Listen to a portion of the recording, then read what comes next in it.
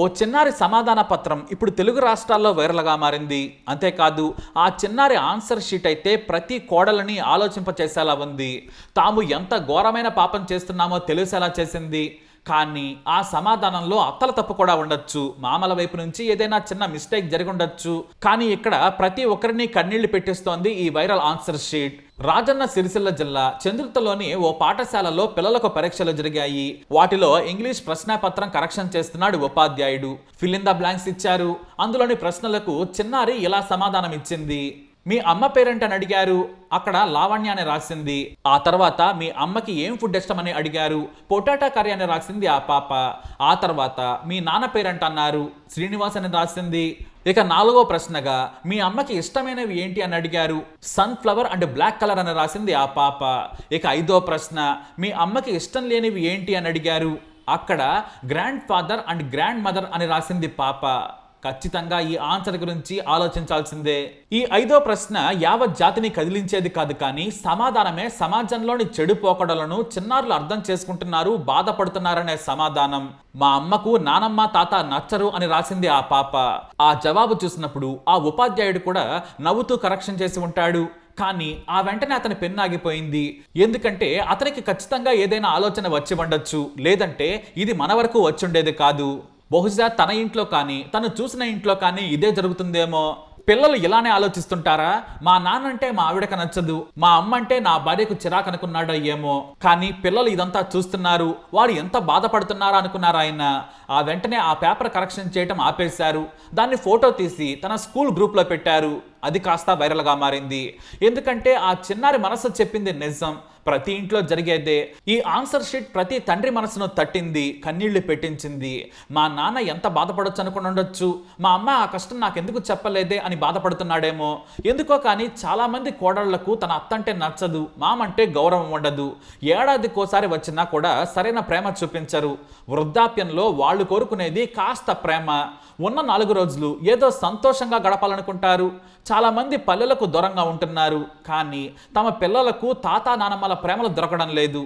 ఎందుకంటే కోడళ్ళకి వాళ్ళంటే నచ్చదు. అలానే అత్తలంతా మంచివారని కాదు, కానీ కోడల వైపు నుంచి మంచితనం ఉండాలి. వాళ్ళు తమ కొడుకు మీద ఎన్నో ఆశలు పెట్టుకుంటారు, కాస్త ప్రేమ కోరుకుంటారు. పేదవాళ్ళైతే 4 రూపాయలు నా కొడుకు ఇవ్వకపోతాడా అనుకుంటారు, మందులు కొనుక్కుంటామనే ఆశ. ఇలా అడగడం చూసి చాలా మంది వారిని చీప్గా చూడడం మొదలు పెడతారు. కానీ హోంవర్క్ చేసుకుంటున్న పిల్లలు ఇవేమీ గమనించరనుకుంటాం. టీవీ చూస్తున్న పిల్లలకు పెద్ద విషయాలు తెలియవనుకుంటారు. కానీ ఆ చిన్నారి యూనివర్సల్ సమాధానం ఇచ్చింది. మా అమ్మకు తాత అసలే నచ్చడు, నానమ్మ నచ్చదని రాసిందంటే అంతకంటే నచ్చని విషయాలు ఆ చిన్నారికి తెలియదు. ఇది ఖచ్చితంగా ఇంటింటి ప్రశ్నాపత్రమే. సరిగ్గా తల్లిదండ్రులు సమాధానం రాసినా అదే నిజమైన ఆన్సర్ అవుతుంది. ఇక కొడుకులు తల్లి భార్య మధ్యలో నలిగిపోతారు. ఎంత ఉన్నత చదువు చదువుకున్నా కూడా ఈ సమస్య పరిష్కరించడం అంత సులువు కాదు. ఎంత డబ్బున్నా కుటుంబంలో విలువలు పాటించకపోతే పిల్లలు అదే నేర్చుకుంటారు, వాళ్ళు కూడా అలానే తయారవుతారు. పెద్దలంటే వారికి గౌరవం ఉండదు, రేపు తమ తల్లిదండ్రులకు కూడా గౌరవం ఇవ్వరు. ఒకప్పటి ఉమ్మడి కుటుంబం విలువలు పోయాయి, చివరకు అత్తామామలు దూరం అయ్యారు. మరి రేపటి తరం ఏం నేర్చుకుంటుంది? ఇకనైనా మారుద్దాం, బ్రతికేది కొంతకాలమే.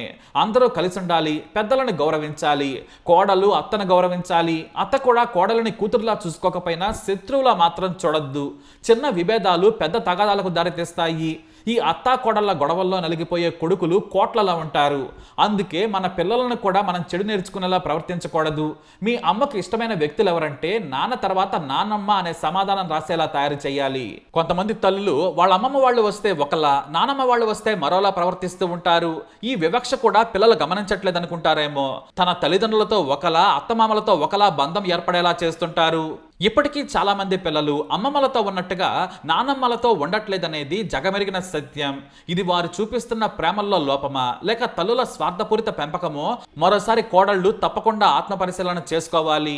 ఇంకొంచెం ఆలోచిస్తే తల్లిదండ్రులకు కానీ అత్తమామలకు కానీ ఎక్కడ సేవ చేయాల్సి వస్తుందనని రావాల్సిందంతా రాబట్టుకొని చివరకు వృద్ధాశ్రమాల్లో చేర్పించేసి చేతులు దులిపేసుకుంటున్నారు. ఇలా చేయటం వలన పిల్లలకు అసలు ఆ ముసలి వాళ్ళ ప్రేమ వాసన తెలియకుండానే మసిబారిపోతున్నారు. కానీ మన పిల్లల నుంచి కూడా మనకు అదే గత పడుతుంది. ఇది మాత్రం ఖచ్చితంగా ఆలోచించాల్సిన విషయమే. ఇక ఈ చిన్నారి తల్లి విషయానికి వద్దాం. తల్లిగా ఆమె అన్ని విషయాల్లో డిస్టింక్షన్ పాస్ అయి ఉండొచ్చేమో, కానీ స్కూల్లో తన కూతురికి పెట్టిన పరీక్షలో ఎదురైన ఒక్క ప్రశ్నకు రాసిన సమాధానంతో ఆ తల్లి పూర్తిగా ఫెయిల్ అయింది. మరి ఆ తల్లిని ఫెయిల్ చేసిన ప్రశ్నే ఇదంతా. కూతురు రాసిన సరైన సమాధానంతో తల్లి ఫెయిల్ అయింది. పేరెంట్స్ పాటించే అలవాట్లు పిల్లలపై ప్రభావం చూపిస్తాయి. పిల్లలు వాటిని గమనిస్తూ ఉంటారు, అర్థం చేసుకుంటారు. పిల్లలకి ఆ జ్ఞానం వచ్చిందన్న జ్ఞానం కూడా లేకుండా ప్రవర్తిస్తుంటారు కొంతమంది తల్లిదండ్రులు. అలాంటి తల్లిదండ్రుల కోసమే ఈ వీడియో. మరి ఆ చిన్నారి సమాధానంపై మీ అభిప్రాయం ఏంటి? కమెంట్ ద్వారా తెలియజేయండి. ఈ వీడియో అప్డేట్స్ కోసం మై ఛానల్ ఫాలో అవ్వండి. అలాగే తప్పకుండా సబ్స్క్రైబ్ చేసుకోండి.